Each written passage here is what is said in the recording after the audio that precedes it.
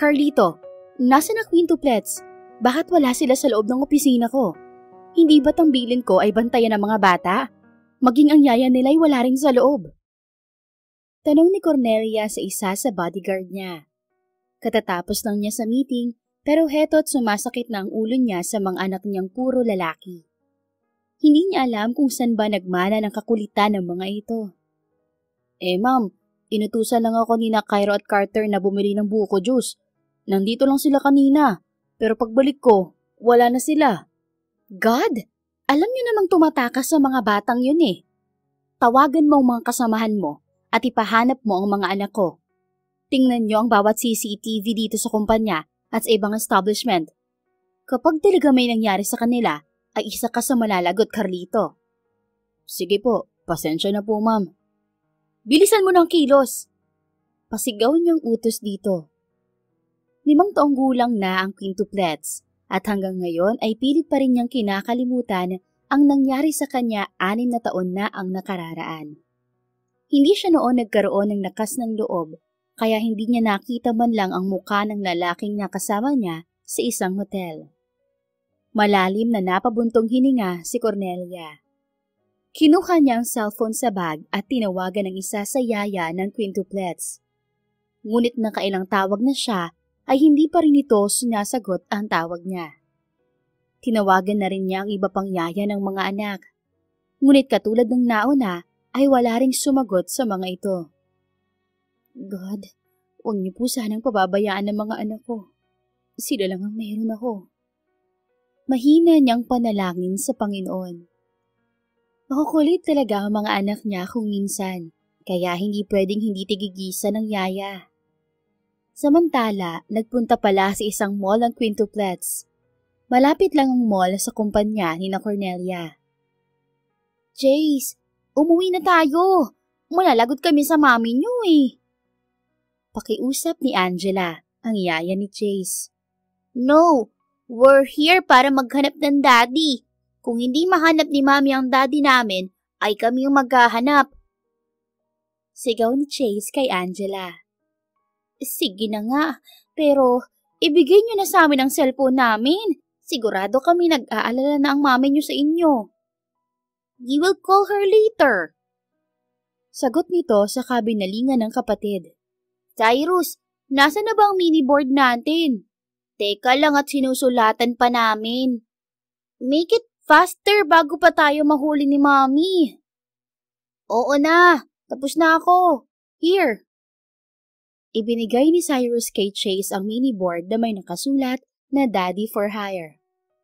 Cairo, Cash, ibalik niyo ng cellphone namin. Sige na, promise hindi namin tatawagan ng mami niyo. Si Yaya Grace naman ang nakiusap sa dalawa sa 5 magkakapatid. We said no, Yaya. Diyan lang kayo, okay? Pairap na sagot ni Cash kay Grace. Walang nagawa ang babae kundi ang mapabuntong hininga. Inilagay kasi ng quintuplets ang mga cellphone ng mga yaya sa bag ng mga ito. Naglakad ang quintuplets at nagsimula ng maghanap ng daddy. Hi po, are you single? Pwede ka ba naming maging daddy? Nagpapakyut na tanong ni Cairo sa lalaking nagsa-shopping sa mall. Sorry kid, but I'm married. Sagot ng lalaki sabay alis. Malungkot na nagkatinginan ang quintuplets.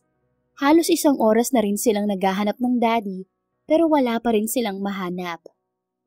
Gosh, wala yatang gustong maging daddy natin eh.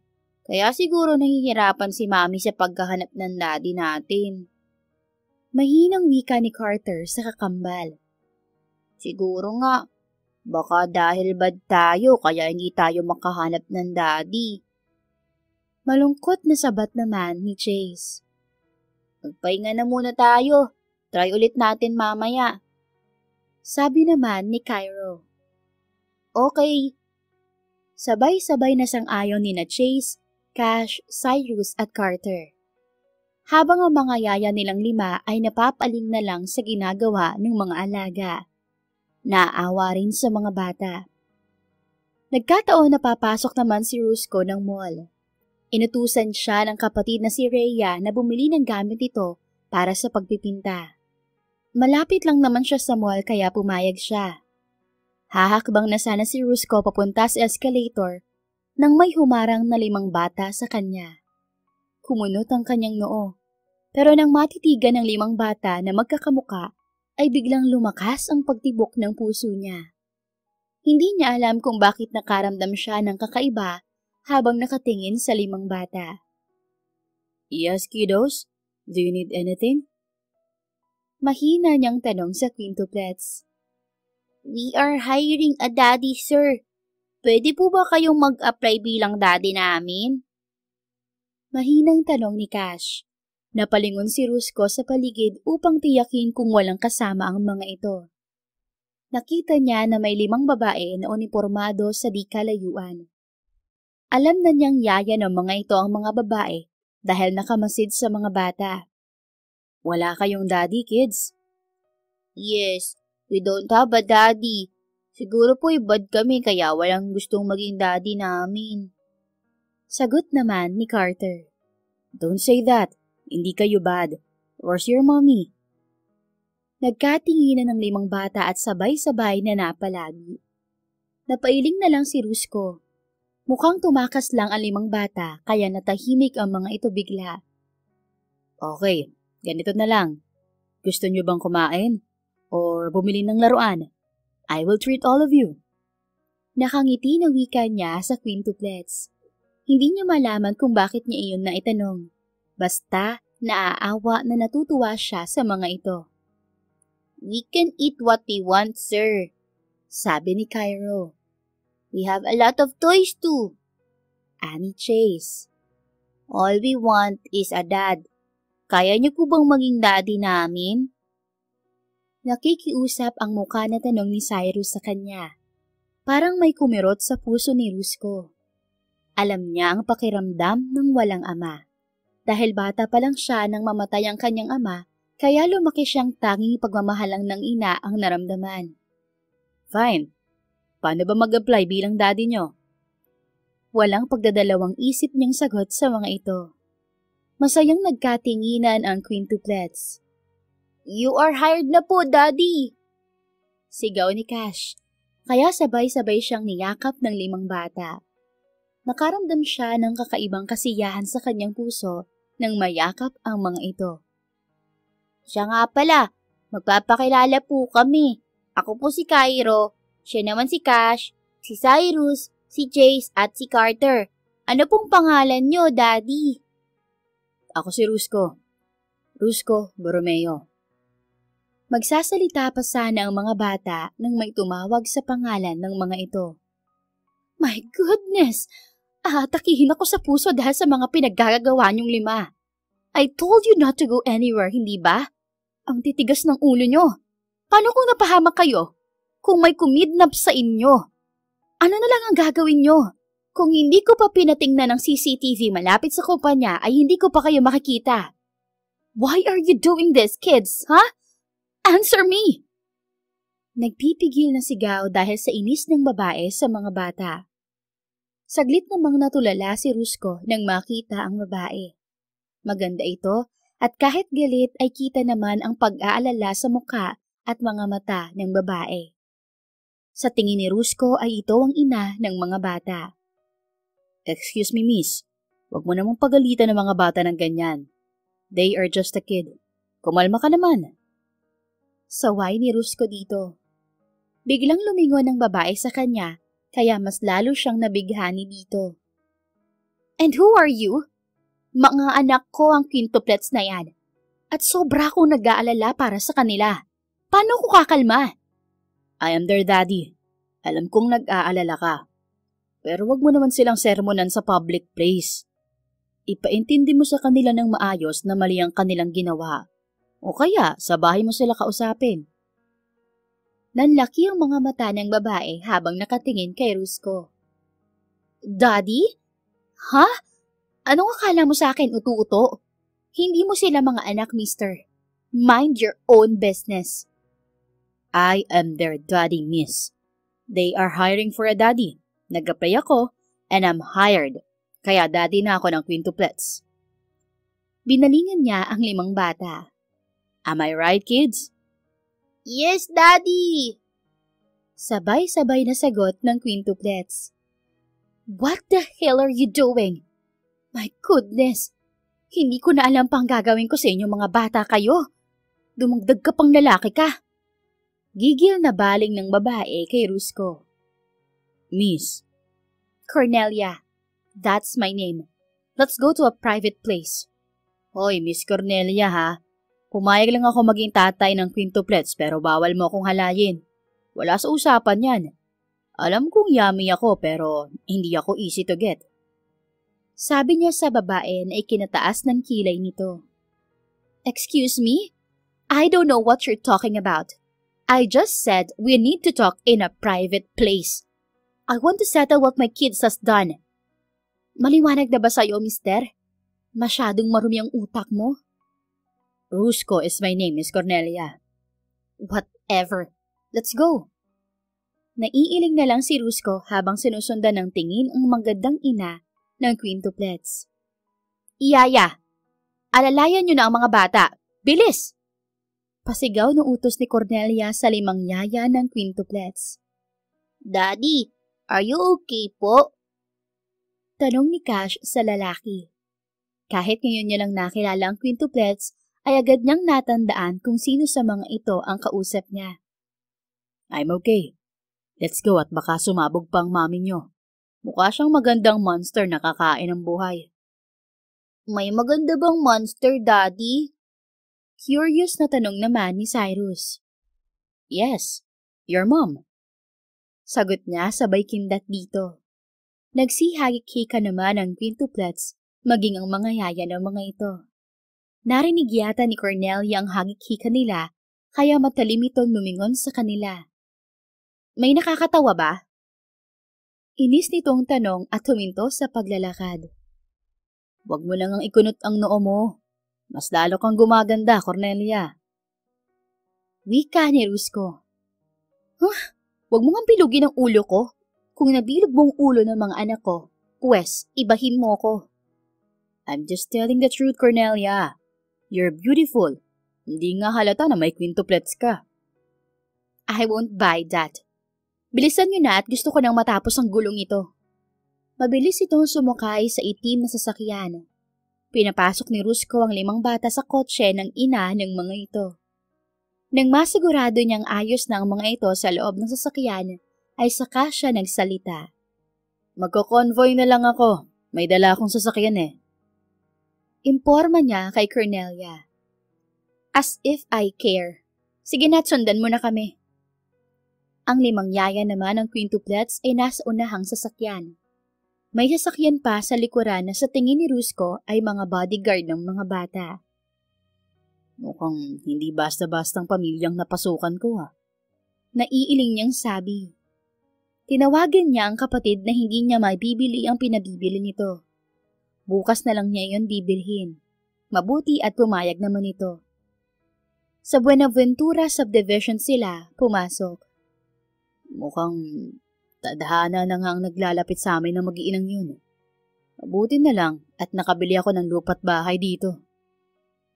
Wika niya sa sarili at muling napangiti nang maalala ang mukha ni Cornelia. Pagpasok pa lang ni Cornelia sa kanilang mansyon kasama ang quintuplets, ay agad silang nagtungo sa library. Kayong 5, kakausapin ko muna yang si Rusko at aayusin ko ang gulong pinasok nyo. Kapag nakapag-usap na kami, ay saka ko kayo kakausapin. Maliwanag ba? Bili ni Cornelia sa mga anak. Mommy, sorry po sa ginawa namin. But we want Daddy Rusko to be our daddy po. Wika ni Chase. Anak, we don't know him yet. At saka, baka may pamilya na yung tao. O girlfriend. Makakaistorbo lang tayo sa kanya. But he already said yes, Mommy. At saka sabi niya naman that he's single eh. Katwira naman ni Cash. Kids, mag-uusap lang kami ng mami nyo. Don't worry. I am still willing to be your daddy. Singit ni Rusko sa usapan. Tumahimik na lang si Cornelia at baka kung ano pa ang kanyang masabi. Lumapit kay Rusko ang mga anak niya. Talaga po, You're still willing to be our daddy kahit minsan nagiging monster ang mami namin? Inosenteng tanong ni Cyrus na nagpalingon kay Cornelia dito. Cyrus, am I a monster to you? Inis niyang tanong sa anak. Sometimes, Mommy. Nakalabi nitong sagot. Napairap na lang siya sa hangin. Ang bata pa niya pero feeling niya ay tumatanda na siya dahil sa anak niyang makukulit. But kids, she's the beautiful monster I've ever met. Pinamulahan siya ng mukha dahil sa compliment ni Rusco. Mabilis siyang tumalikod upang itago ang pamumula ng kanyang mukha. Sumunod ka sa akin sa loob, Rusco. We really need to talk. Sabi niya at pumasok na kaagad sa loob ng library. Habang si Rusco naman ay hindi binibitawan ng quintuplets. We want you to be our daddy. Please, pakiusapan mo si mami namin. Pakiusap ni Chase kay Rusco. Para namang piniga ang puso niya dahil sa sinabi nito. Kids, ako na ang bahala sa mami nyo. But promise me na hindi na kayo muling tatakas pa. And you should apologize to your mommy later, okay? Hindi magandang ginawa nyo. Bilin niya sa quintuplets. Yes, Daddy! Sabay-sabay na sagot ng mga ito. Tumango si Rusco at nag-thumbs up sa mga ito bago pumasok sa loob ng library kung saan naghihintay na ang magandang ina ng quintuplets. Pagbukas pa lang ng pinto ng library, ay agad na napalingon si Cornelia. Hindi niya maintindihan ang sarili. Pero sa tuwing napapalapit ang lalaki sa kanya, ay bigla na lang lumalakas ang pintig ng kanyang puso. Natutuliro pa siya at parang hindi mapakali. Miss Cornelia, pwede na tayong mag-usap. Narinig niya ang baritonong boses ni Rusco. Ayan na naman sa pagwawala ang kanyang puso. Kinalma niya ang sarili bago nagsalita. Maupo ka muna. Do you want water or juice? Magpapakuha ako. No need. Gusto kong pag-usapan natin ang tungkol sa mga bata. Malakas siyang napasinghap nang humakbang papalapit sa kanya, si Rusco. Anong ginagawa mo? Pwede bang lumayo-layo ka sa akin, Rusco? Why? Wala namang masama kung ganito tayo kalapit At isa pa, mag-uusap lang naman tayo, Cornelia. Masyado ka namang kabado. Kaya nga, mag-uusap tayo. Kaya maupo ka na. No need. Mag-usap na tayong dalawa. Ikaw nang unang magsalita. Gentleman ako, kaya ladies first. Gusto ko lang humingi ng dispensa sa ginawa ng mga anak ko. I know na may pagkukulang ako. Wala silang daddy kaya naghahanap sila.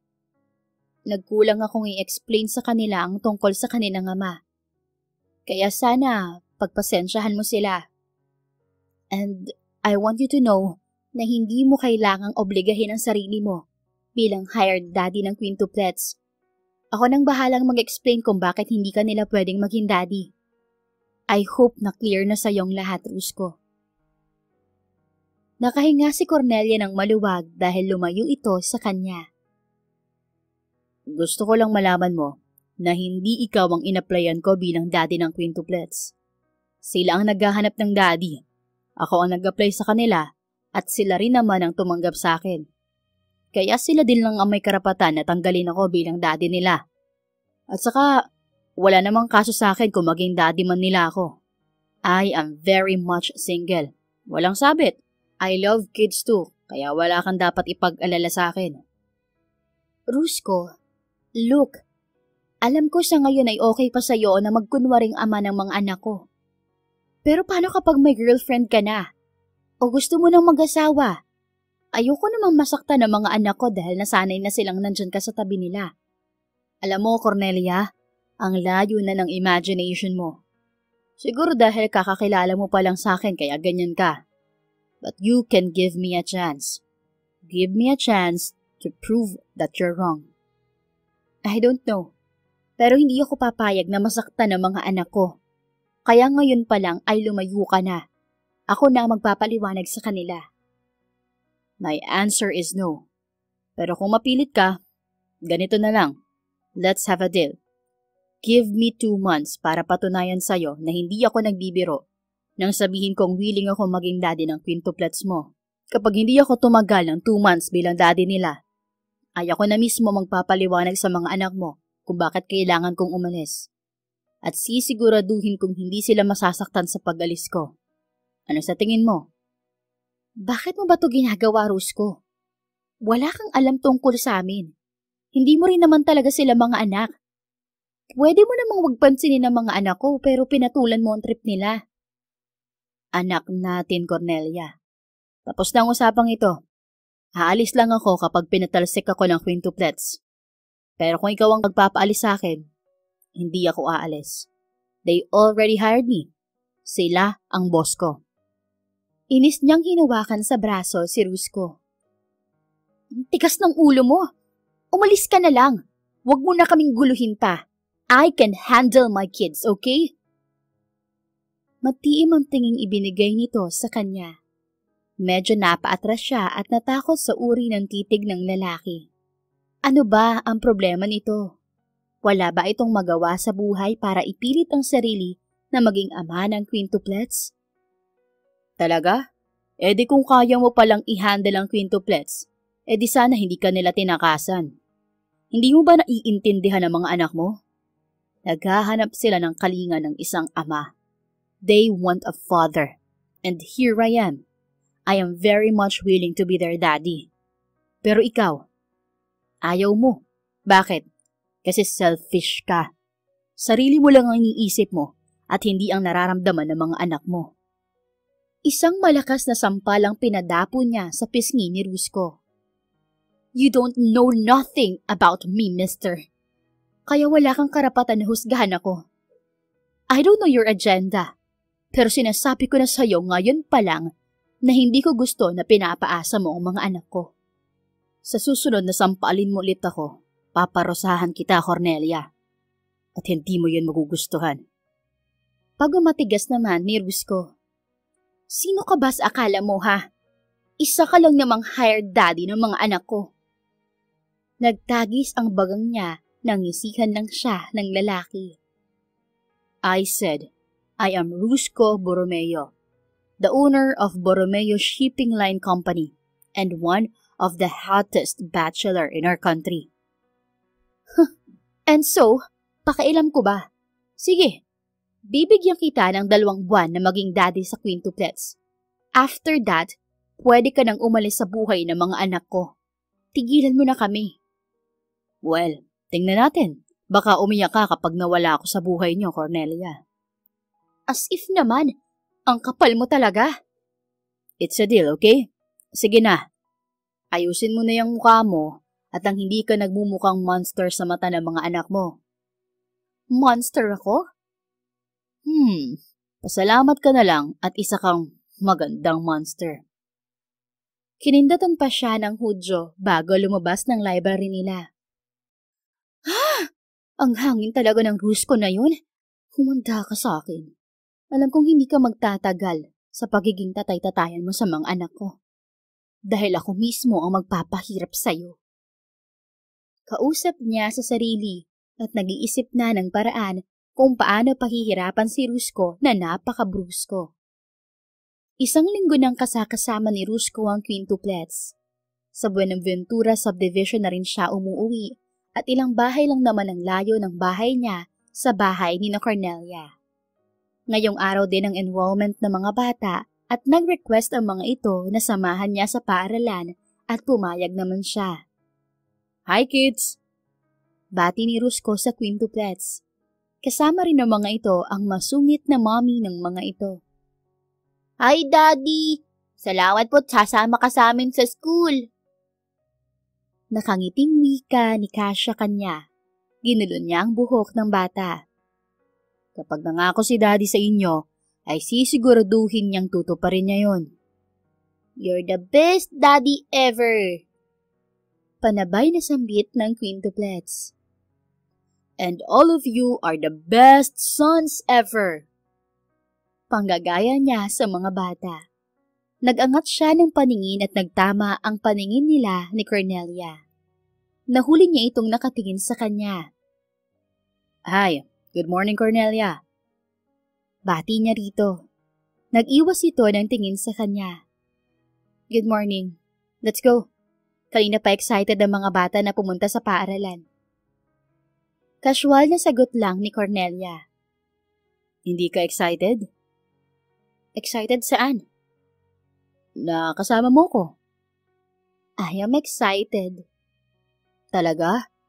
Akala ko ayaw mo sa akin. Excited ka palang makasama ako. Nanlaki ang mga mata ni Cornelia at tumingin sa kanya. That's not what I mean, Rusko. Huwag kang ang assuming. Mommy, Daddy, let's go na! Yakag ni Cairo sa kanilang dalawa at sa mga kapatid nito. Okay, kids. Si Rusko na ang sumagot dahil nakabusangot na ang mukha ni Cornelia. Ako na ang magdadrive. Huwag ka nang magsama ng driver mo, okay? Ikaw ang bahala. Ikaw naman ang daddy ng quintuplet, sabi mo. Tanggap mo na? Seryoso niyang tanong. Isang tangulang ang isinagot ni Cornelia sa kanya. Sumilay ang ngiti sa labi ni Rusko. Sa wakas ay tanggap na siya nito bilang daddy ng quintuplets. Gabi-gabi niyang iniisip kung bakit nga ba siya pumayag agad-agad na maging ama ng quintuplets. Pero iisa lang ang sagot ng utak at puso niya. Ayaw niyang maramdaman ng mga bata ang pakiramdam na walang ama. That's good to hear. Dahil dyan, magse-celebrate tayo. Mabilis na pinasakay ni Rusko ang quintuplets sa likod ng sasakyan. Inalalaya naman niya si Cornelia sa pagsakay sa passenger seat. Mabilis siyang umikot papasok sa driver's seat. Akmang ikakabit na ni Cornelia ang seatbelt nang agawin niya iyon sa babae. Let me. Wika niya at siya nang nagkabit ng seatbelt sa babae. Salamat. Mukhang hindi na lang ang quintuplets ang gusto ko mapa sa akin. Gusto ko na rin angkinin maging ang ina nila. Sabi sa isip ni Rusko. Ilang sandali pa ay nakarating na sila sa Moonlight Academy, kung saan nagpapa-enroll ang quintuplets. Nagbanyo muna si Rusko, Cyrus at Chase. Naiihi daw ang dalawang bata. Naghihintay naman sina Cornelia sa waiting area ng paaralan. Ang tagal naman ng daddy niyo at mga kapatid niyo. Malapit na tayo sa pila, oh. Inis na wika ni Cornelia sa tatlong anak habang nangahaba ang lieg na tiningnan ng pasilyo patungong banyo. Just wait, Mommy. Baka po nahirapan si Daddy dahil dalawang pinaihi niya. Sabi ni Cairo nang narinig pala ang sinabi niya. Magsasalita pa sana si Cornelia nang may tumawag sa kanya. Napalingon siya sa gawi ni Marta. Ina iyon ng kaklase ng quintuplets. Cornelia, it's been a while. How are you? Peking bati ni Marta sa kanya. As you can see, I am definitely fine, Marta. Hindi siya sanay makipagplastikan. Hindi katulad nito na expert. Mukha nga. Oh, bakit tatlo na lang yung anak mo? Nasaan ang dalawa? At saka hanggang ngayon ba'y wala pa rin ang daddy ng quintuplets mo? Kawawa naman sila. Han, I'm sorry kung natagalan kami. Naharang kasi ako ng kakilala ko eh. Dito rin pala nag-aaral ang anak niya. Nakangiti na sabi ni Rusko pagdating. Nagpasalamat sa isip si Cornelia dahil dumating ito. Hinapit pa siya sa baywang ni Rusko at nagustuhan naman niya iyon. Mukhang alam ng lalaki na hindi siya natutuwa kay Marta, kaya alam na kung anong gagawin. It's okay, Han. Ayos na ba kayo? Malapit na tayong tawagin. Sakay ni Cornelia kay Rusko. Oo naman. Oh, who is she? Itinuro ni Rusko si Marta.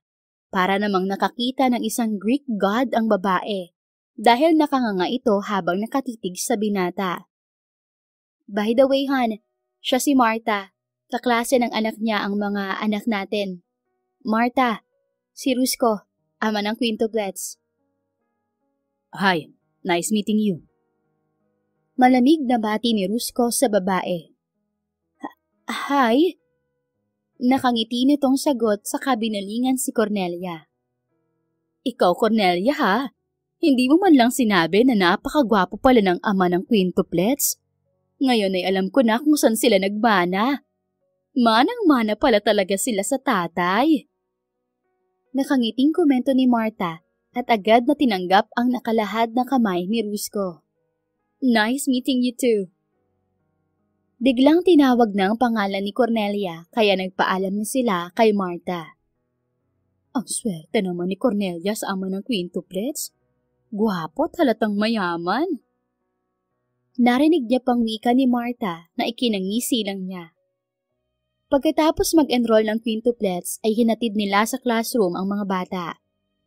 Ayaw nilang maghiwalay ang quintuplets kaya sa iisang classroom lamang ang mga ito. Good morning, ma'am, sir. I am Teacher Aika. Iwan niyo na lang po ang mga bata rito. Sunduin niyo na lang mamaya at 11 a.m. Nakangiting wika ni Teacher Aika sa kanila. Pero mas lamang ang panininintig nito kay Rusko. Tila ba nagpapakyut ito. Mabuti na lang at hindi tumitingin si Rusko sa babae at na kay Cornelia ang paningin nito. Thank you. And by the way, miss, don't stare at what's mine. Supladang sabi ni Cornelia. Biglang namula ang mukha ng teacher. I'm sorry, ma'am. By the way, we have family day next week. I hope you can join the school event together with the quintuplets. Yes, we will join. Thank you. Isang kiming ngiti lang ang binigay ng guro sa kanila. Hinila ni Cornelia ang kamay ni Rusko. Huwag ka na lang kayang sumama sa akin sa family day. Bigla na lang niyang sabi sa lalaki. Naiinis kasi siya. Hindi niya alam pero nakakaramdam siya ng inis sa mga babaeng panay ang titig dito. Given na gwapo ito, pero kailangan bang maging mahalata masyado? What? Cornelia naman, napag-usapan na natin to. Malulungkot ang mga anak natin yan kapag hindi ako sumama sa family day. Kasi naman panay ang titig ng mga babae sa'yo. Para kang isang walking Greek god kung titigan ka nila. Nakakainis kaya, may kasama ka na nga, panay pa rin ang titig nila sa'yo. Nagsiselos ka ba, Cornelia? What? Of course not. Then, don't mind them. Kung sila nakatitig sa akin, nakatitig naman ako sa'yo. Kaya wag ka nang magselos. Sabing hindi ako nagsiselos. Inis niyang tanggi. Nagkibit balikat lang si Rusko sa sinabi niya, pero alam niyang nagbubunyi ang kalooban nito. Sa hindi naman talaga siya nagsiselos, naiinis lang. Talaga ba, Cornelia? Pangungot siya ng isipan niya. Ipiniksi na lang niya ang munting tinig sa kanyang utak at hinawakan ang braso ni Rusko para sabay na silang lumabas ng paaralan. Wala na siyang pakailam kung ano pang isipin sa kanya ng lalaki. Sa mga sumunod na 2 araw ay hindi nakadalaw si Rusko sa quintuplets. Sa Buenaventura subdivision na rin naman siya nakatira. Hindi nga lang alam ni Cornelia. Kapag sinabi niya ay baka ibang isipin nito. Pinauwi kasi siya ng ina sa kanilang bahay dahil may sakit ito. Hindi siya nakapagpaalam pa kay Cornelia at sa mga bata. Rusko, anak, kanina pa kita tinatawag. Ang lalim yata ng iniisip mo. Tanong ni Mrs. Luciana Borromeo, ang ina ni Rusko. Nadatnan siya nito sa may veranda. Ma, kayo pala. Pasensya na't may iniisip lang ako. Babae ba? Nahahalata kung halos hindi ka na umuwi dito sa bahay natin May nililigawan ka na ba, anak? Wala, ma. Gusto ko lang munang tirahan ang bahay ko sa Buenaventura subdivision.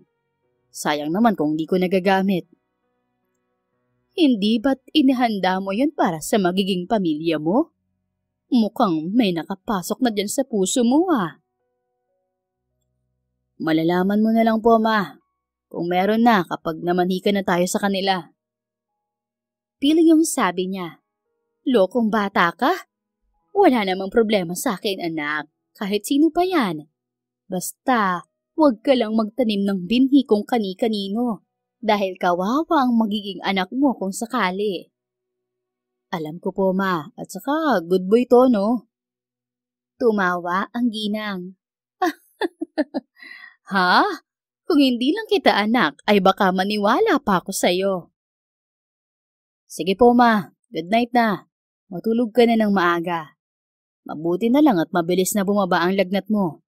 Total, nagpapalitan naman ang dalawa mong nurse sa pag-aalaga sa'yo.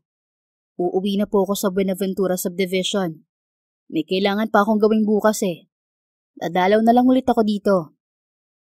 O siya, hindi na kita pipigilan pa. Mukhang kahapon ka pa atat na umuwi eh. Panay pa ang tingin mo sa cellphone mo. May naghihintay ba sa'yo?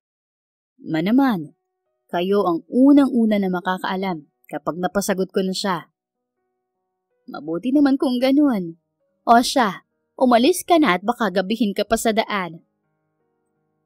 Pagtaboy sa kanya ng ina, hinalikan muna ni Rusco ang ina sa pisngi bago tuluyang umalis. Dumiretso na siya sa kanyang bahay. Bukas na lang ng umaga niya pupuntahan ang kanyang mag-iina. Bigla siyang natigilan at kalaunan ay napangiti. Mag-iina? Ang sarap sa pandinig. Mukhang ihahanda ako ng sarili ko para sa panliligaw ko kay Cornelia. You're going to be mine, honey. Anya sa sarili bago tuluyang natulog. Sobrang attached na talaga siya sa mga ito. To the point na gusto na niyang maging totoong ama ng quintuplets at maging asawa si Cornelia. Samantala, inis na inis si Cornelia dahil 3 araw na ay hindi pa rin nagpapakita si Rusco sa kanila. 2 araw na lang at family day na ng mga bata. Good morning, Ma'am Cornelia. Ang aga niyo po ata ah. Bati sa kanya ni Manang Soledad nang makasalubong siya sa may hagdanan. Isa sa matagal na nilang kasambahay sa mansyon. Maaga lang po ako ngayong nagising, Manang. Naisip kong ipaghanda ang mga bata ng almusal. Aha? Si Sir Rusco na po ang nagluluto sa kusina eh. Sabi niya, maghahanda siya ng almusal para sa mga anak niyo. Nagulat siya sa sinabi ni Manang Soledad. Kaya naman mabilis siyang napatakbo sa loob ng kusina. Nang makumpirmang si Rusco nga ang nasa loob, ay bigla na lang nagwala ang puso niya. Rusco? Ang aga mo yata. Hindi niya maitago ang panginginig ng kanyang boses. Nakangiti itong lumingon sa kanya. Hininaan muna nito ang apoy sa stove at humakbang papalapit sa kanya. Good morning, honey. Bati nito sabay halik sa kanyang kaliwang pisngi. Nagulat siya sa ginawa nito, ngunit may kilig siyang naramdaman. Bakit ngayon ka lang? 2 araw kang hindi nagpakita. Itawag ay hindi mo ginawa. Panay tanong ng mga bata sa akin tungkol sa'yo. Namiss ka nila. Talaga ba? Ikaw, namiss mo ba ako, Cornelia? Rusco, bakit naman kita mamimiss? Nagtatanong lang naman ako. Shadow ka namang defensive. Hindi ah. Tanggi niya. Oo nga pala. Saan ka pala galing? Bakit hindi ka pumunta rito ng 2 araw? Umupo siya sa bakanteng silya at nagpatuloy naman sa pagluluto si Rusco. Dinalaw ko si Mama. May sakit kasi siya kaya ako munang nag-alaga sa kanya.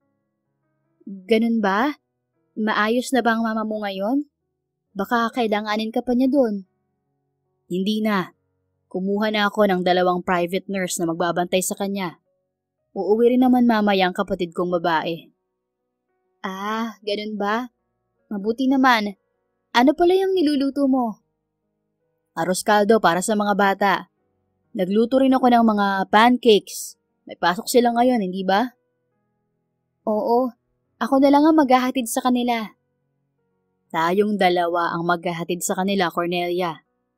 Anyway, papasok ka ba sa opisina ngayon? Oo, bakit? Gusto ko sanang samahan mo kong mamili eh. 2 araw na lang at family day na. Gusto kong surpresahin ang mga anak natin. Okay lang ba, Cornelia? Sabi nito na tila ba excited sa darating na family day. Kinareer mo na talaga ang pagiging ama sa mga anak ko, Rusko. Mahihirapan na talaga sila niyan kapag natapos ka ng tumayong kunwaring tatay nila. You know what, Cornelia? Kahit bago ko pa lang silang nakilala, ay may kakaiba na ako nararamdaman para sa mga bata. Kaya sana, huwag mong pagdudahan ang pagmamahal ko para sa quintuplets.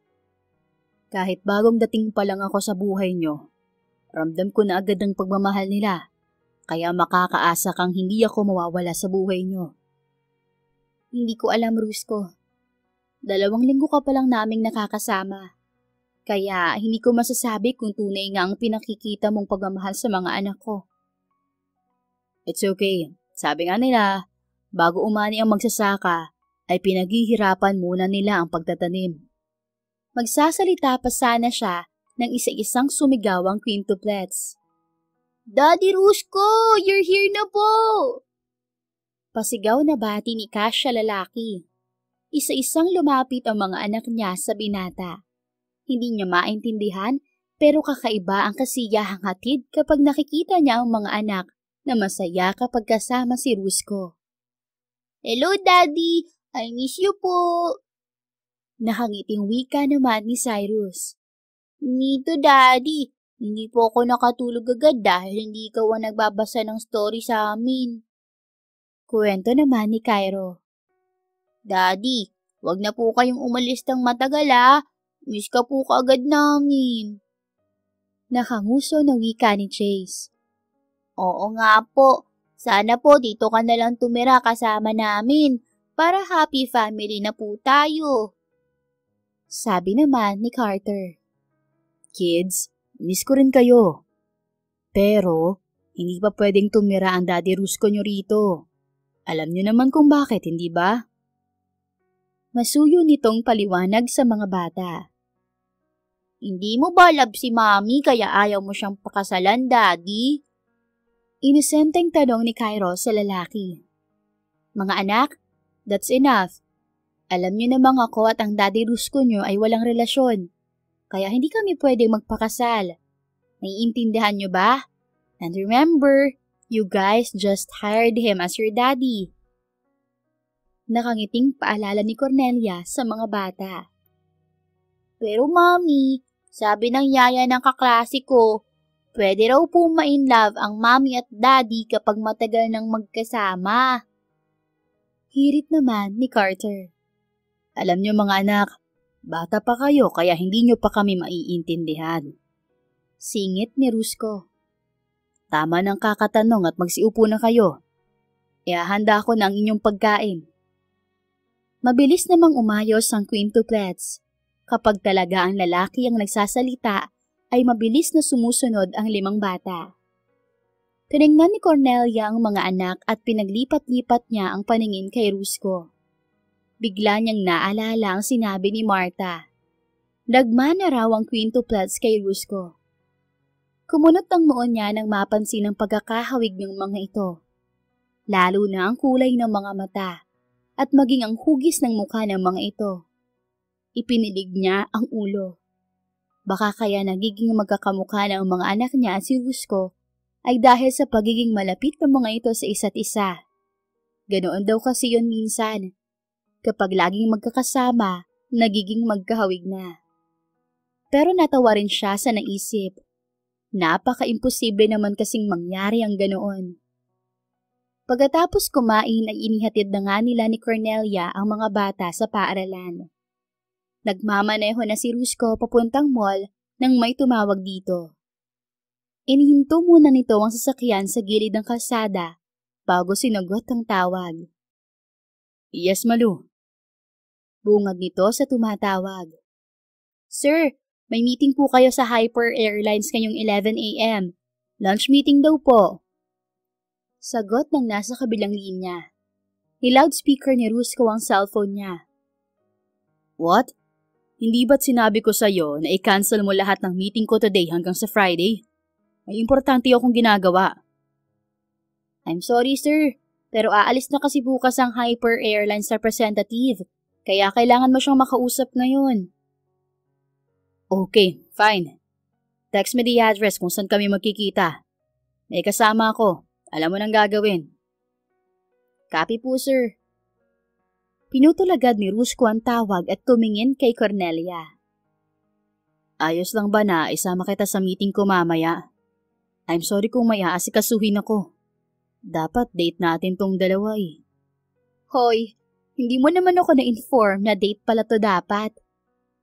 Alma ni Cornelia pero natatawa. Ikaw lang at ako ang mamamasyal, kaya date natin to. Bahala ka na nga. Kunwari ay pasuplada nitong wika, pero ang totoo ay parang lalabas na sa dibdib ni Cornelia ang puso nito dahil sa lakas ng pantig niyon. Pagpasok pa lang nila sa mall ay agad hinawakan ni Rusko ang kamay ni Cornelia. Kakaibang kiliti ang dumaloy sa kanyang ugat. San ba tayo? Tanong niya sa lalaki. Sa personalized items. Magpapagawa ako ng t-shirt para sa family day natin. Ano sa tingin mo, Cornelia? Nakangiting tanong nito sa kanya. Magandang idea nga yan. Magpapagawa tayo ng 3 klase ng kulay. Sure.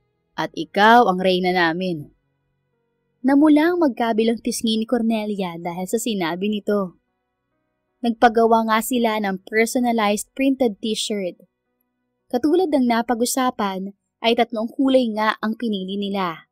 Kulay yellow, gray at black. Nagpagawa rin si Rusko ng jersey para dito at sa quintuplets. Hindi ko natanong ang mga anak natin kung ano bang mga gusto nilang laruan o gamit. Ikaw, alam mo ba? Tanong ni Rusko sa kanya.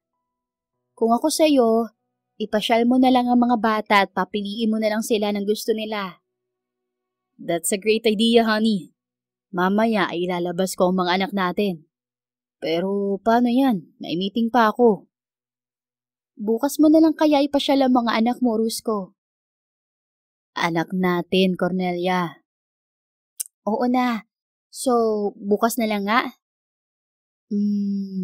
Sure. Bayaran ko na muna ito at may meeting pa ako. Samahan mo ko ha. Nag-aalinlangan si Cornelia na sumama kay Rusko at baka makaistorbo lang siya sa meeting ng lalaki. Rusko. Yes, honey. Ako na lang ang susundo sa mga bata. May meeting ka pa at baka makaistorbo na ako sa mga lakad mo. Kumunot ang noo nitong tumingin sa kanya. Ano ka ba, Cornelia? Kahit kailan ay hindi ka istorbo sa mga lakad ko. Hindi ka uuwi at isa pa ay ibinilin ko na rin naman kay Manong Joey ang mga bata. Nandun naman ang 5 yaya ng quintuplets kaya huwag kang mag-alala. Pinabantayan ko na rin sa 3 bodyguard ang mga anak natin. Mukhang pinaghandaan mo talagang pag-alis natin ha? Nakangiting tudyo niya sa binata. Oo naman. Gusto kitang masolo eh. Saka may sasabihin ako sa'yo, Cornelia. Hoy, magtigil ka ha. Baka sabihin mong nahuhulog ng loob mo sa akin. Naku, wag ako, Rusko ha. Inunahan agad niya ito. Dahil kapag nagkataon ay baka pare-pareho silang masaktan ng mga anak niya kapag umalis ito sa buhay nila. Alam at malinaw sa kanya na temporary lang naman ito sa buhay nilang mag-iina. Hindi siya naniniwala na magtatagal ang binata sa kanila. Napakamot sa ulo si Rusko at alanganing ngumiti sa kanya. Gusto ko lang naman na kilalanin natin ang isa't isa, Cornelia. Kung ayos lang naman sa'yo. Yun lang ba? Akala ko kasi magtatapat ka na ng pag-ibig sa akin eh. Tayo na nga. Hinawakang muli ni Rusko ang kanyang kamay. Katulad kanina ay hindi siya pumalag at mas hinigpitan pa ang hawak niya sa kamay nito. Pakiramdam kasi niya ay safe siya kapag kasama ang lalaki. Sa isang mahaling restaurant sila nagpunta. Iginiya sila sa VIP room. Tumawag ang sekretary ni Rusko at sinabing nasa restaurant na raw ang kanyang ka-meeting. Pagpasok nila ay agad na bumungad sa kanyang paningin ng isang magandang babae. Akala mo ay nasa isa itong fashion show dahil sa klase ng pananamit. Mukhang hindi naman meeting ang ipinuntahan ng babae roon. Hi, Mr. Borromeo. I am Margaret Williams, the COO of Hyper Airlines. I'm glad to meet you. Pakilala agad ng babae kay Rusco at mabilis nitong hinalikan sa pisngi ang lalaki. Kaya nagdilim ang paningin ni Cornelia. Para lang siyang hangin sa harapan nito. Hi, Miss Williams. Nice to meet you. Anyway, I'm with my girlfriend right now. Is it okay? Napangiti siya sa pagpapakilala ni Rusco sa kanya. Doon pa lang bumaling ang paningin ng babae sa kanya. Tumaas ang kilay nito, kaya tinaasan din niya ito ng kilay. Oh, it's okay. Take a seat. Ayos lang naman kung kakain muna tayo, hindi ba? I ordered our food already. Magdadagdag na lang ako.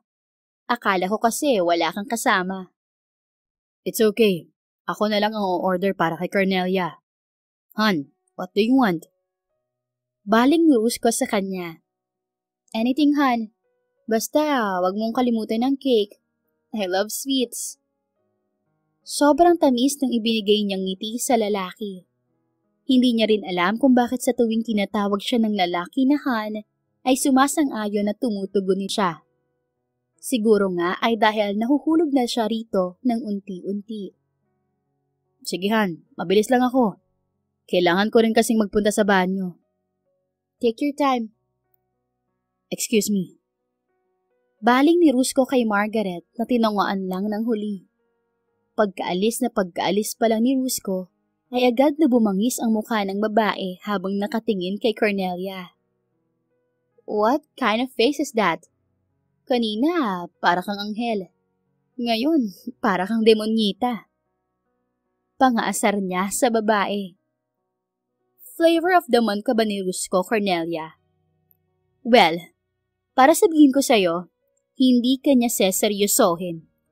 Titikman ka lang niya kapag nagsawa siya sa'yo, saka ka niya ibabasura. At saka isa pa, hindi kayo bagay. Taas kilay at malakas ang loob nitong sagot. At sinong bagay kay Rusco? Ikaw? Joker ka pala, no?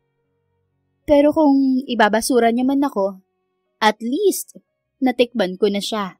Eh ikaw, natikman mo na ba siya? O pumipila ka pa lang upang matikman siya?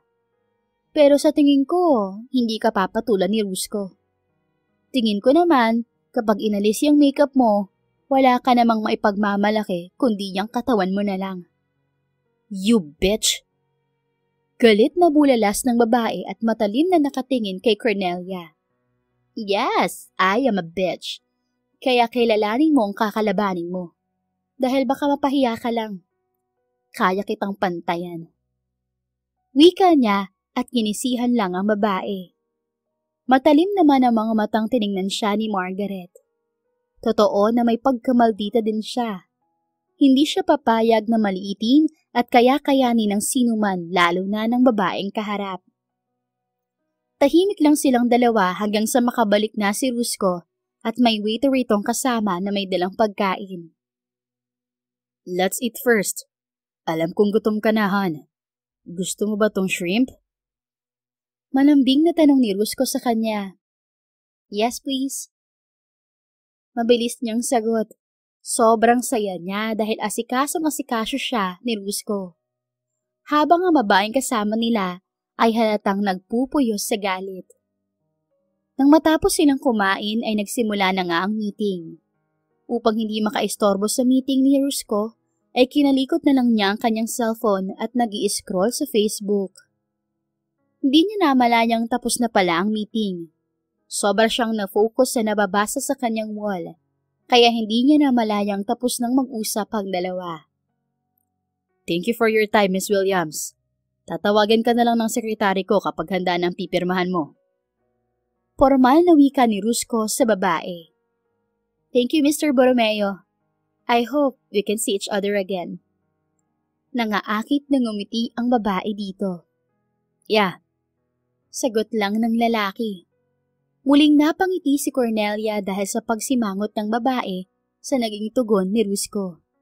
Nauna na silang umalis at may pupuntahan pa sila ni Rusco. Kinagabihan ay nagpunta silang dalawa sa isang class na restaurant. Romantic ang ambience ng paligid. May rose petals sa may carpeted floor, may candlelight pa. Ang ganda dito. Kitang-kita ko ang ilaw sa kamay nilaan. Namamanghang komento ni Cornelia. Masaya ako't nagustuhan mo rito. Flowers for the beautiful woman I've ever met. Seryosong wika ni Rusco. Kakaiba rin ang titig nito sa kanya. Rusco. Bigla na lang bumilis ang pagtibok ng kanyang puso. Nakaramdam din siya ng kakaibang kiliti sa kanyang tiyan. Hinawakan ito ang kanyang kamay at marahan iyong hinalikan. Cornelia, alam kong naging mabilis ang lahat para sa atin at sa quintuplets. Alam kong hindi mo pa ako lubusang kilala. Ilang linggo pa lang tayong magkasama. Pero gusto kong malaman mo na totoo ang pagmamahal ko para sa inyo ng mga bata. At gusto ko pang makilala natin ang isa't isa. Sana, bigyan mo ko ng pagkakataon, Cornelia. Hindi ko alam ang isasagot ko, Rusco. Tama ka, mabilis ang lahat sa atin. Pero, isa akong single mom. 5 pa ang anak ko. Nakakahiya sa isang single na katulad mo. Ano na lang ang sasabihin ng ibang tao sa'yo? Na nagpakasal ka sa isang single mommy na may maraming anak? Ayokong mapahiya ka. Cornelia, huwag mong isipin ng ibang tao. Wala akong pakialam sa kanila. Kayo ng quintuplets ang nagpapasaya sa akin. Sana, pumayag ka na makilala pa natin ang isa't isa. Gusto kitang ligawan. Rusco, tama na muna sa akin ang makilala natin ang isa't isa. Huwag mo muna akong ligawan. Matapat niyang sagot. Malalim na bumuntong hininga ang lalaki. Kung yan ang gusto mo, Cornelia, salamat at binigyan mo ako ng pagkakataon na mas makilala pa ako at mas makilala pa kita. Huwag ka magpasalamat. Maupo na tayo't gutom na ako. Nakangiti na yaya niya sa lalaki. Masaya siya na binigyan niya ng pagkakataon ng lalaki. At alam niyang hindi niya pagsisisihan ang kanyang naging desisyon. Sana nga lang ay huwag itong magsawa na maghintay. Hanggang sa sumapit na ang Biyernes. Family day na ng quintuplets. Excited na excited ang mga ito. At syempre, excited na rin si Cornelia at level up na ang relasyon nila ni Rusco. Kahit na hindi niya ito pinayagan manligaw. Mas lalo pa rin silang naging close. Daddy, excited na po kaming maglaro. Sigaw ni Cairo nang nasa school na sila. Oo nga, at saka Daddy, salamat po dito sa damit na pinagawa nyo. Ang ganda po. Wika naman ni Cyrus. Oo nga po, Daddy. At saka mas maganda ang damit ni Mami. Siya po ang queen natin. Ani naman ni Cash. Sali tayo mamaya ng laro, Daddy, ah. This is our first family day together. Sabi naman ni Chase. Team Queens with Mommy Queen and Daddy. Yay! Sigaw ni Carter. Don't worry, kids. Dahil sasali tayo sa lahat ng palaro. Hindi ba, Mommy Queen? Nakangiti na tanong ni Rusco kay Cornelia. Oo naman. May inihanda na rin kaming sayaw ni Daddy para sa talent portion mamaya. Yay! Mag-cheer po kami sa inyo, Mommy, Daddy! Sigaw ni Carter. Nagkatinginan sina Rusco at Cornelia at sabay na napangiti. Masaya silang dalawa dahil kitang-kita nila ang kasiyahan sa mga mata ng quintuplets. Sa 5 laro ay 3 beses na nanalo ang Team Mommy Queen. Yun nga ay ang Mr. and Mrs. Wonder Parents 2024 na ang gaganapin. Candidate number 3, Team Mommy Queen! Let's welcome Mr. and Mrs. Borromeo! Sigaw ng teacher na siyang naging MC ng event. Magkahawak kamay na naglakad sina Rusco at Cornelia sa mini stage at panay ang ngiti nilang dalawa. Nag-cheer naman ang quintuplets sa kanila. Wow! Ang gwapo at ang ganda ng ating number 3 contestant. Bigyan natin sila ng masigabong palakpakan. Ngayon ay ipapakita nila ang kanilang talent, ang pagsasayaw. The floor is yours, Mommy Team Queen! Paliwanag ng MC. Nang magsimula ng tugtog ay agad na gumalaw si Rusko at hinawakan ang kanyang kamay. Nagkatitigan pa silang dalawa at bigla na lang siyang nabingi sa sigawan ng mga tao at tanging silang dalawa lang ni Rusko ang nakikita niya. You're damn gorgeous, Cornelia. I can't wait for you to be mine. Namamaos ang boses na puri ni Rusko sa kanya. Salamat. Ang gwapo mo rin ngayon. Puri niya rin dito. Ngayon lang ba ako gwapo sa paningin mo? Ayan na naman ang pagiging mahangin mo. Halos nakatutok sa'yo ang mga kababaihan dito. Aba, ang iba ay panay pang cheer sa'yo. Akala mo siguro hindi ko yun napapansin. Nagsiselos ka ba, Cornelia? Hindi As you say so. Wika nito pero kita niya ang pagniningning ng mga mata. Kung hindi pa sa malakas na sigawan at palakpakan, ay hindi maghihiwalay ang paningin ni Rusko at Cornelia. Nahihiya siyang umalis sa stage kasama ang lalaki. Mommy, Daddy, ang galing niyo po! Nakangiting wika ni Cyrus sa kanila. Congratulations po, Mommy and Daddy! Bati pa sa kanila ng mga bata. Hapon na nang inanunsyo ang mga nanalo sa palaro at sa Mr. and Mrs. Wonder Parents 2024.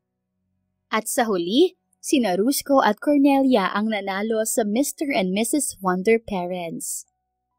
Masaya silang umuwi at sa mansyon na sila nag-celebrate ng kanilang pagkapanalo. At dahil sa sobrang pagod, ay agad na nakatulog ang quintuplets. Si Rusko na ang umayo sa mga ito sa higaan, dahil maging siya ay pagod na rin. Hindi na malaya ni Cornelia na nakatulog na pala siya sa mahabang upuan sa loob ng silid ng quintuplets. Napatitig naman si Rusko sa maamong muka ng babae. Pinagmasdan niya ang babae at napangiti siya. Saglit niya lang na nakasamang mag-iina, pero masasabi niyang nagkaroon na ang mga ito ng malaking parte sa kanyang puso. Alam na niya kung saan ang silid ni Cornelia, dahil minsan na siyang nakapasok doon. Binuhat niya ito at dinala sa silid nito. Dahan-dahan niyang inihiga si Cornelia sa kama. Malalim ang tulog nito. Huwag mo akong iwan. Nagulat siya nang magsalita si Cornelia. Nakapikit pa rin ang mga mata nito. Alam niyang tulog pa rin ang babae. Shh! Dito lang ako. Sabi niya at tumabi ng higa sa babae. Dahil rin sa sobrang pagod ay agad na nakatulog si Rusko. Samantala, ng oras na iyon ay napapanaginipan ni Cornelia ang nangyari sa kanya 6 na taon na ang nakararaan. 20 years old na siya noon pero yun ang unang beses na pumunta siya sa bar. Wala siyang masyadong kaibigan dahil may pagka-nerd siya at aloof sa ibang tao. Ngunit nangyayain siya ng grupo ni Noela ay pumayag siya. Sunod-sunod niyang tinungga ang baso na ibinibigay sa kanya ng mga kasama. Woo! Ang galing mo, Cornelia! Pasok na pasok ka din sa grupo namin. Pero may isa ka pang dapat gawin. Nakangisi na wika ni Noela sa kanya. Ano yun? Lasing na siya kaya bulol na siyang magsalita. Makipag one night stand ka sa isang stranger. Ano, go? No way. Ang hina mo pala, Cornelia. Akala pa naman namin palaban ka.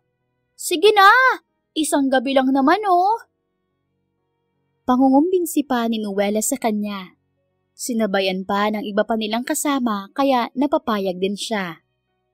Pumasok siya sa isang silid. Naghintay siya doon. At bago siya iniwan ni Noela, ay pinainom pa siya ng isang shot ng alak. Pagkalipas ng 10 minuto ay may lalaki nang pumasok sa silid na kinaroroonan niya. Madilim ang silid at tanging lampshade lang ang nagbibigay ng liwanag sa buong kwarto.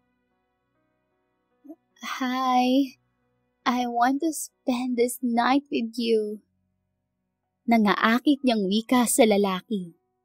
Nakaramdam na rin siya ng kakaibang init sa katawan. Are you sure, miss? I think you're drunk. Sabi ng lalaki sa baritonong boses na mas lalo lang nagpainit sa kanya. Try me then. Wika niya at siya na ang unang humalik sa lalaki dala ng kalasingan. Wait, miss. Hindi na niya pinagsalita pa ang lalaki dahil tuluyan na siyang naghubad sa harapan nito. At ang sumunod na mga nangyari ay ang pag-iisa ng kanilang katawan. Kinabukasan ay nagtago si Cornelia sa loob ng banyo. Hindi man lang niya nagawang tingnan ang mukha ng lalaki dahil nahihiya siya sa kanyang ginawa. Siya ang naghain ng sarili sa lalaki at wala siyang karapatan na magalit dito. Kaya hanggang sa makaalis na ang lalaki ay hindi siya lumabas ng banyo. Nakita niya ang bakas ng pagkawala ng kanyang pagkababae. Aalis na sana siya nang makita ang isang mamahaling relo. Alam niyang hindi sa kanya iyon. Nang maisip na baka sa lalaking nakaniig ang relo, ay mabilis niya iyong kinuha at itinago. Nagising si Cornelia na habol ang hininga. Nagulat pa siya nang makita ang katabi sa kama pagkamulat ng kanyang mga mata. Rusko, anong ginagawa mo rito? Tanong niya sa lalaki. Good morning. Pasensya na't nakatulog ako. Ayaw mo kasi akong paalisin kagabi kaya sinamahan kita. Hindi ko na malayang nakatulog na pala ako. Ganun ba? Pasensya ka na sa ginawa ko. Wala yun. Maayos bang naging tulog mo? Natigilan siya at naalala ang kanyang panaginip. Malalim siyang bumuntong hininga. Mukhang kailangan na niyang kalimutan ang nangyari noon at magsimulang muli. Bubuksan na niya ang kanyang puso sa taong mahal siya at ang mga anak niya. Mabilis na lumipas ang 2 buwan at mas lalo pang lumalim ang samahan ng quintuplets at ni Rusko. At maging siya ay hulog na rin sa lalaki. It's Saturday at naglalaro ang quintuplets sa may pool area ng mansyon nila. Kasama nila ang mga yaya at 2 bodyguard ng mga bata upang bantayan ang mga ito. Wala si Rusko. Nagpaalam na uuwi muna sa ina. Makailang oras ay pumasok muna si Cornelia sa kanyang silid nang makaramdam ng hilo. Kahapon pa masama ang kanyang pakiramdam. Kaya naman humiga na muna siya sa kama upang magpahinga. Ilang sandali pa ay nakatulog na siya. Habang si Rusko naman ay kaharap ang ina sa kanilang tahanan. Gusto niyang sabihin sa ina ang sitwasyon ng babaeng kanyang napupusuan. Ayaw naman niyang biglain ang ina. Ma, gusto kong magkwento tungkol sa babaeng mahal ko. At sana, huwag mo siyang husgahan. Wika niya sa ina. Anak, sino ako para husgahan ang babaeng mahal mo? Huwag kang mag-alala dahil buong puso kong tatanggapin ang babaeng mahal mo. Salamat, Mama.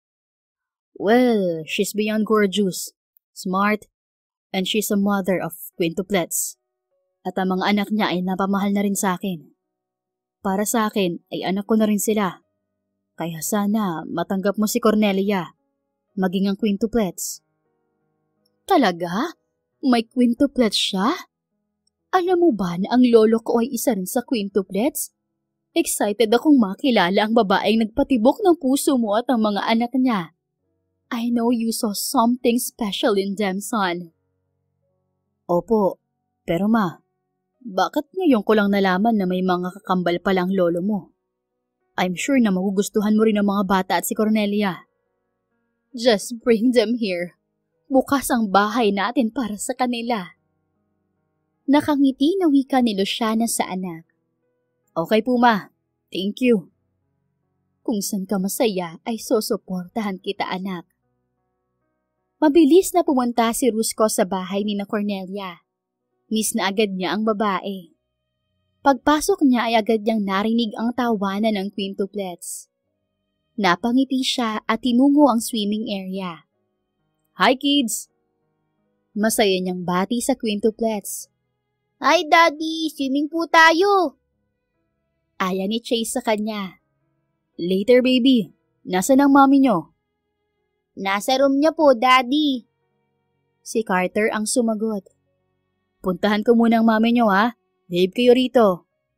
"Yes, Daddy." Sabay-sabay na sagot ng mga bata. Pagdating niya sa ikalawang palapag ay nakita niyang bukas ang pinto ng silid ng babae. Marahan niya iyong tinulak. Kumunot ang noon niya nang makitang nanginginig si Cornelia. Mabilis niya itong nilapitan. "My goodness! May lagnat ka, Cornelia!" Nag-aalalang bulalas niya nang maramdaman ang init na nagmumula sa balat ng babae. Inayos niya ito sa pagkakahiga at kinumutan. Nagtungo siya sa banyo at naghanap ng palangganita at bimpo para ipunas kay Cornelia. Mabilis ang bawat kilos niya. "Sana tumawag ka man lang na may sakit ka pala. E di sana mas naalagaan kita." Kausap niya dito habang pinupunasan. Pinalitan niya ito ng mas maluwang na damit. Maya-maya ay naghanap siya ng gamot para ipainom dito. "Saan ba nakalagay ang mga gamot dito?" Tanong niya sa sarili habang hinahalungkat ang bawat drawer ng babae. Hanggang sa napatitig siya sa isang bagay na matagal na niyang hinahanap. Nanginginig ang kamay na hinawakan ni Rusco, ang relong ipinamana sa kanya ng namayapang ama. Napatitig siya sa relo at inilapat ang paningin sa babaeng tutulog. "Paano napunta to sa'yo, Cornelia?" Tanong niya sa isip habang titig na titig sa relo. "Nawala ito nung gabing may naka-one night stand." "Who are you?" Naputol ang katanungan niya sa sarili nang marinig ang malakas na boses ng bagong dating. Agad niyang ibinulsa ang relo. Napatitig siya sa lalaking may katandaan na pero kahawig ito ni Cornelia.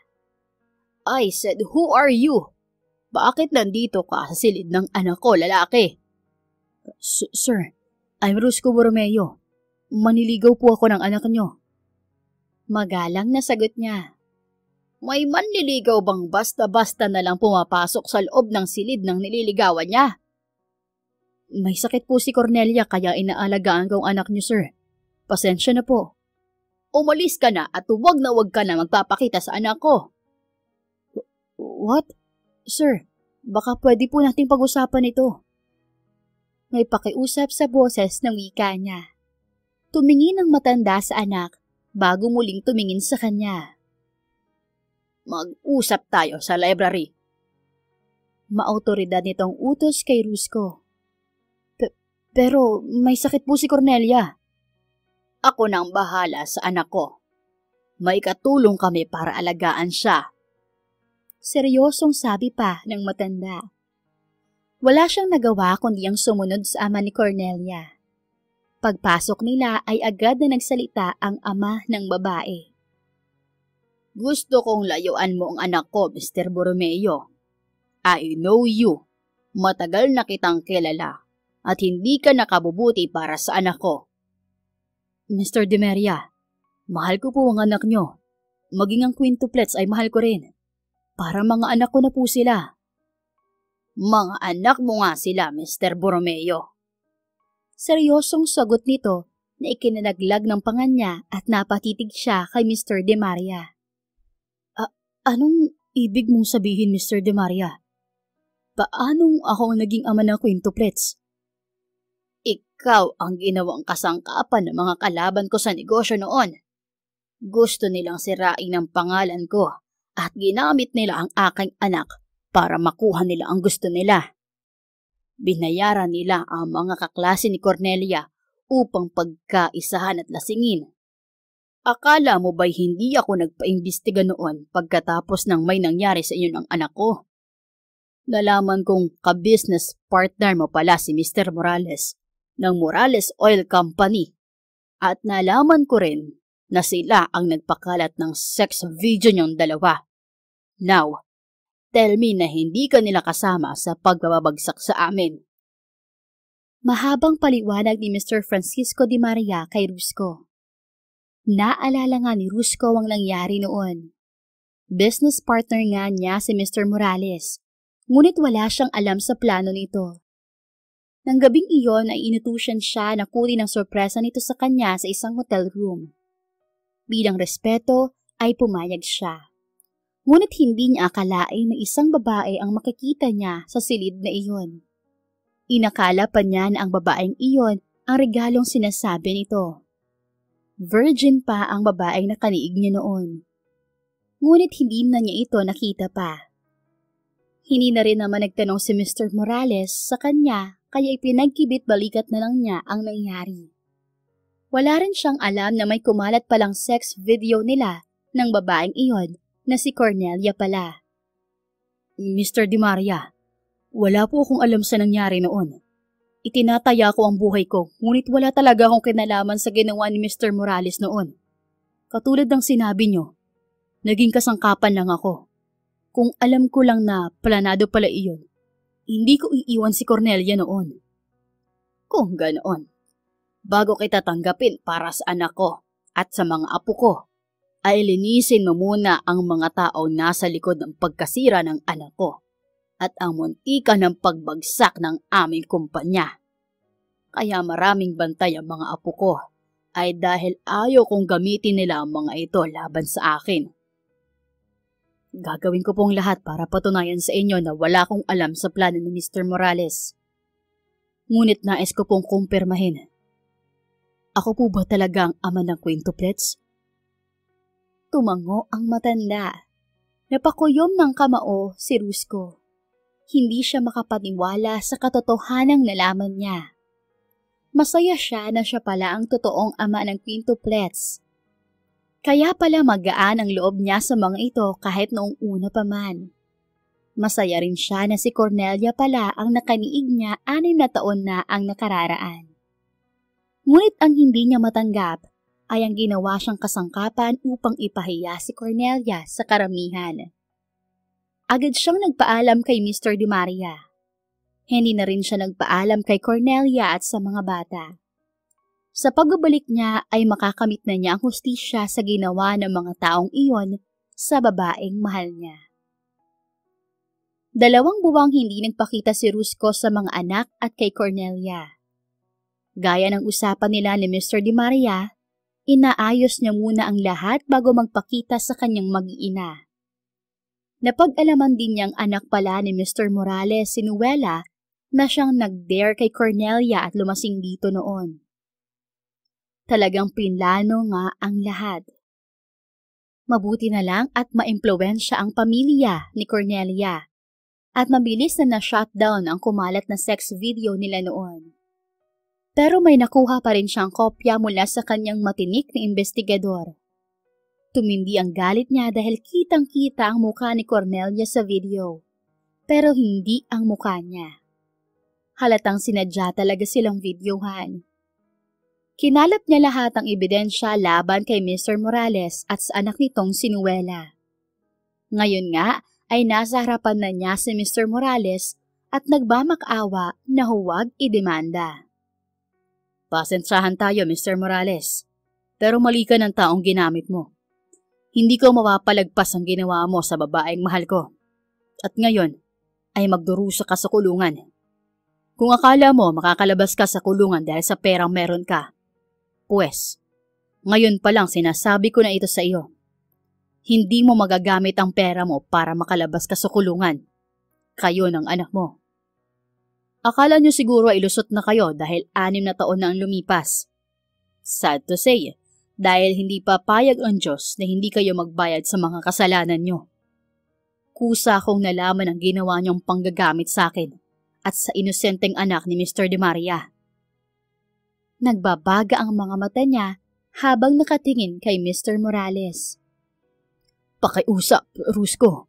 Pag-usapan natin ito. Ibibigay ko sa iyo ang isa sa kumpanya ko. Huwag mo lang kaming ipakulong ng anak ko.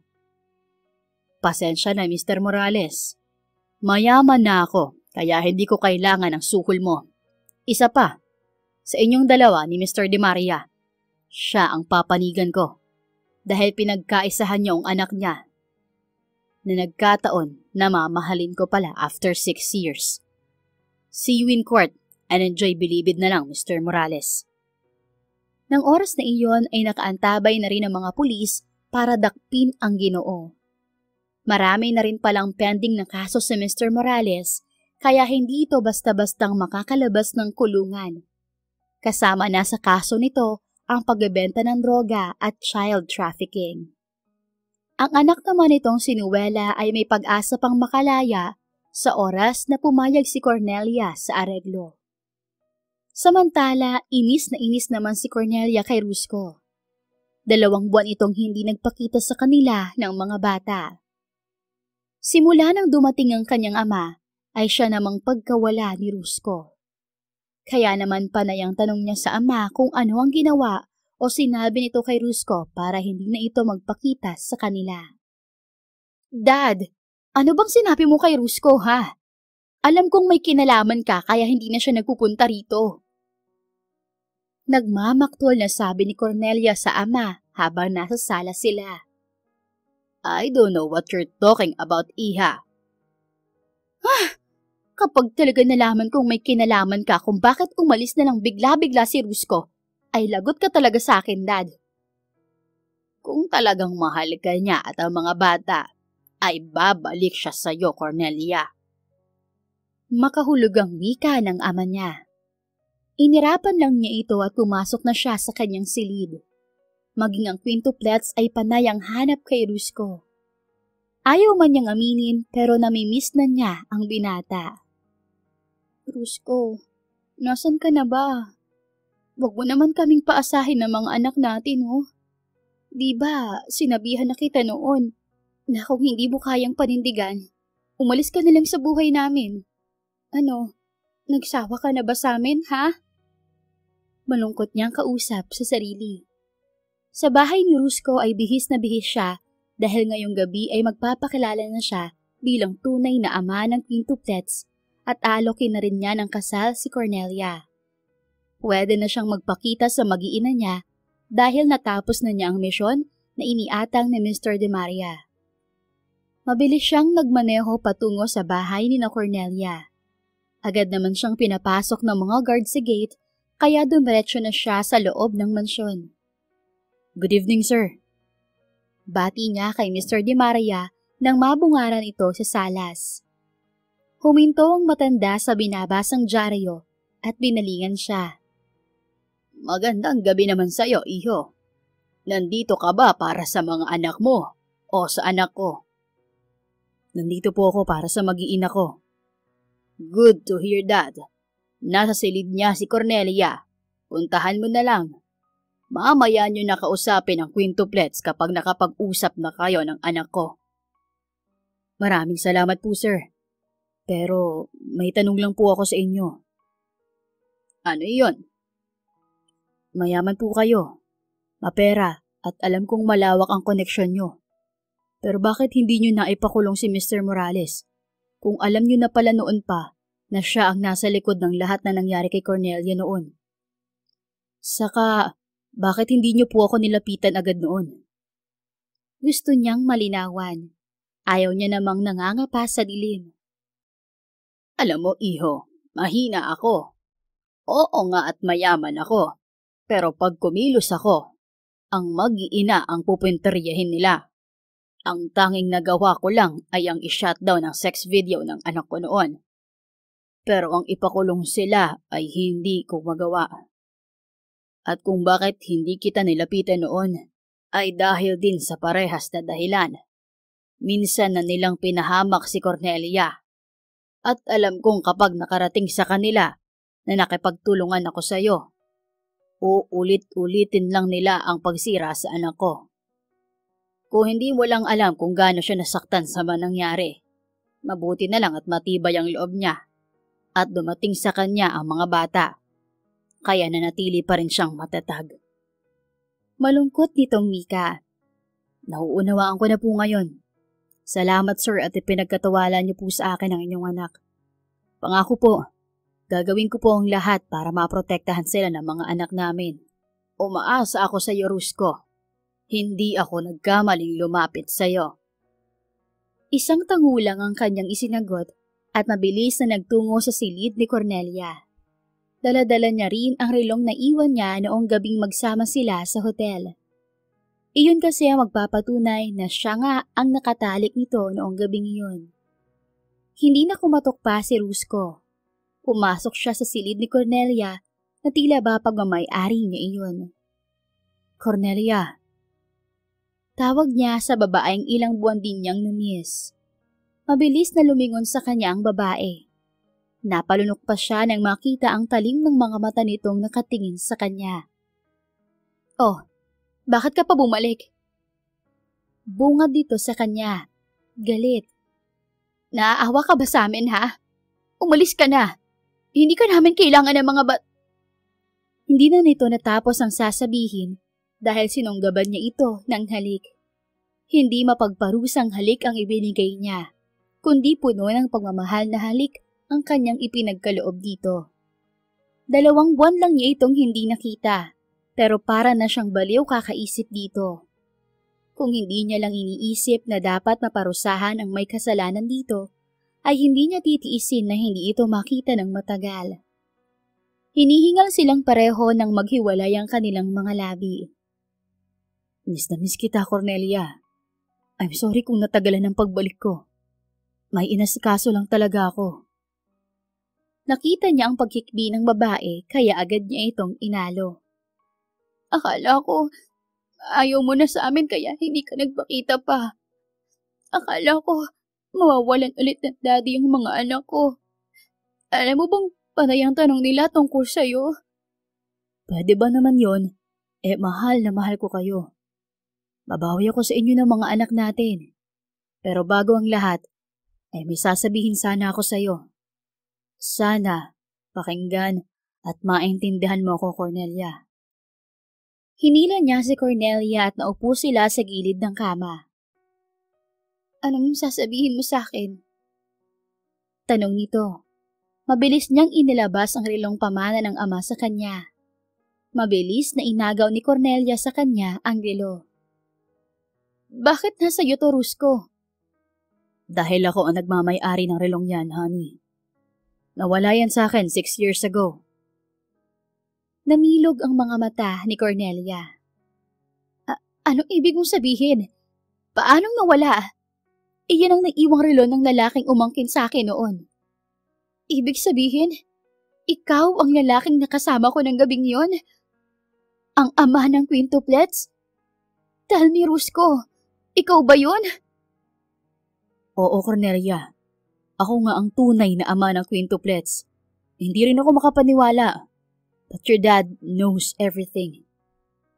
Oh God, pinaglalaroan ba tayo ng tadhana? Hindi tayo pinaglalaroan ng tadhana, honey. Sadyang ito ang plano ng Diyos sa ating dalawa. Pinagtagpo niya ulit tayo para mabuo ang pamilya natin.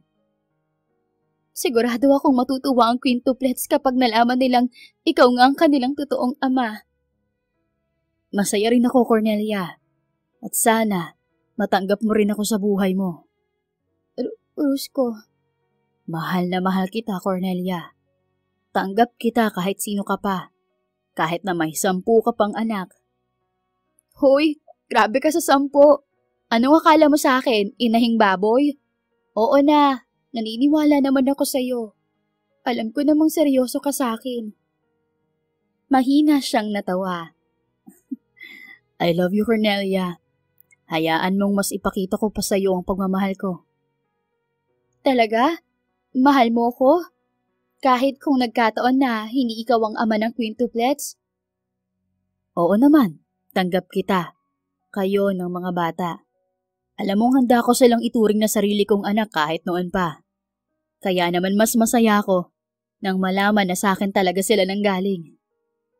Salamat sa pagmamahal mo sa akin at sa mga anak natin, Rusko. Bakit nga pala nabanggit mo si Daddy kanina? Ginawan ka ba niya ng masama? No, honey. Yan na nga ang sasabihin ko sa'yo kung bakit ako hindi nagpakita ng 2 buwan. at kung bakit may nangyari sa atin ang gabing yun. Ano yun? Ikinuwento ni Rusco ang ginawa ni Mr. Morales at ng anak nito. Pagkatapos magkwento ay nakita niya ang galit sa mga mata ni Cornelia, kaya agad niya itong niyakap. Nasa loob na sila ng kulungan, kaya huwag ka na mag-alala pa. Nasa iyo na kung makikipag-areglo ka kay Noela. Hindi, Rusco. Grabe ang ginawa nila sa akin noon. Halos madepress ako. Buti na lang at nagawa na ni Daddy ng paraan ng sex video. Tapos nalaman ko na buntis ako.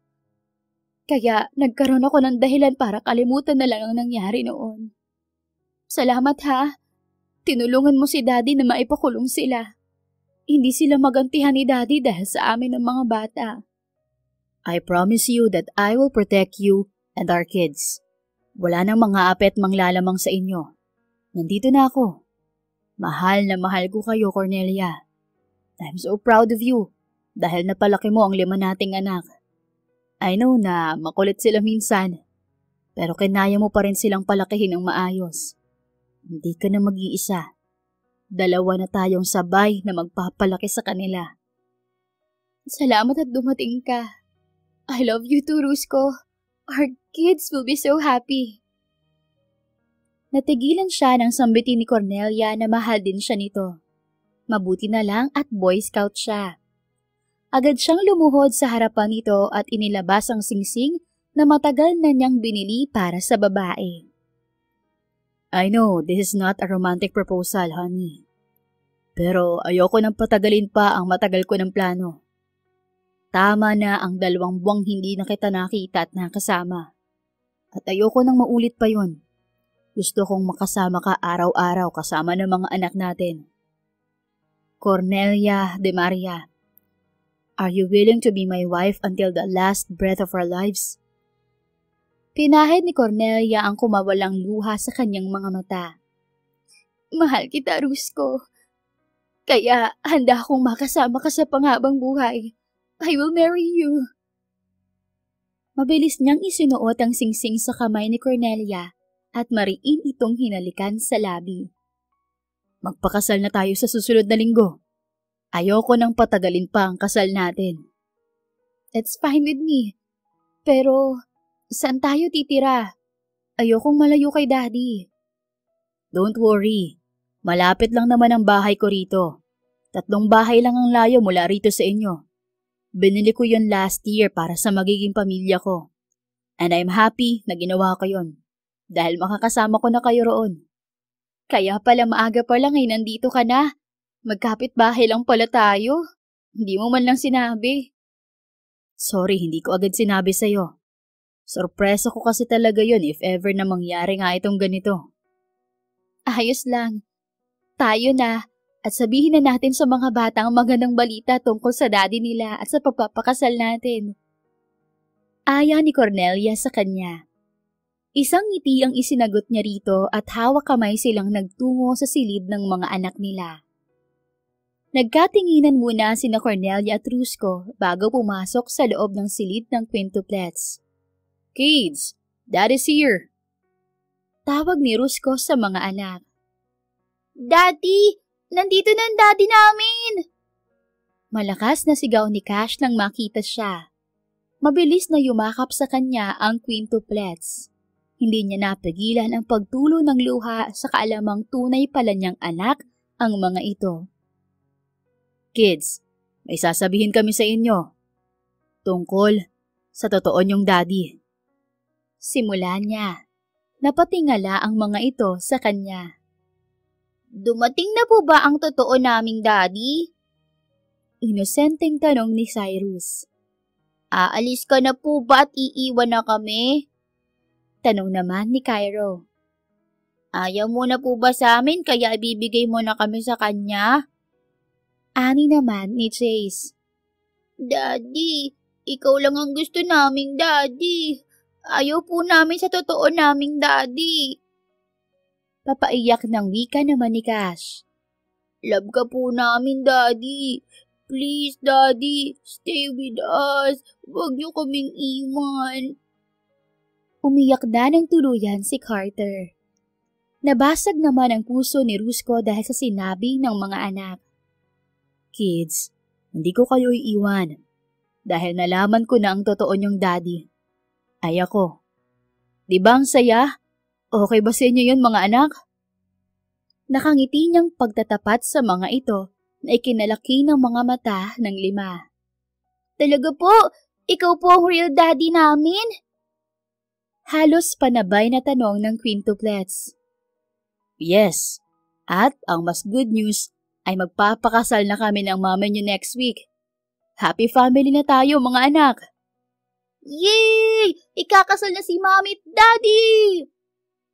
Masayang sigaw ng 5. Hinawakan ni Rusko ang kamay ni Cornelia at niyakap. I love you, honey. I'm happy na masaya sila for us. Wika ni Rusko at hinalikan ang nobya sa ulo. I love you, Mommy! I love you, Daddy! We're so excited na sa wedding nyo! Hindi magkamayaw na bati ng 5 sa kanilang dalawa. Nag-group hug sila at isa-isa nilang hinagkan ang mga anak. Pagkatapos nga ng 1 linggo, ay ikinasalagad sina Cornelia at Rusko. Ginamit ng lalaki ang impluwensya at pera para mangyari ang engranding wedding nila kahit na mabilisan lamang ang preparasyon. Mahalagang tao lamang sa buhay nila ang kanilang bisita. Masaya ang ina ni Rusko na si Mrs. Luciana Borromeo at ang kapatid niyang si Rhea, dahil nakasama na ni Rusko ang pamilyang matagal na nawalay sa kanya. Ganoon din si Mr. De Maria, lalong-lalo na ang quintuplets. Minsan akala natin ay minalas tayo sa buhay, pero ang hindi natin alam ay may plano pala ang Diyos sa atin. At ang pag-ibig ay hindi nasusukat sa tagal o bilis ng pagsasama o haba ng pagkakakilala sa isa't isa. Pinatunayan iyon ni Cornelia at Rusko. The end. Kung nagustuhan niyo ang istorya natin ngayon, huwag kalimutang mag-share, mag-like, mag-comment at mag-subscribe. Thank you for watching and listening. See you on our next story. Ingat and God bless!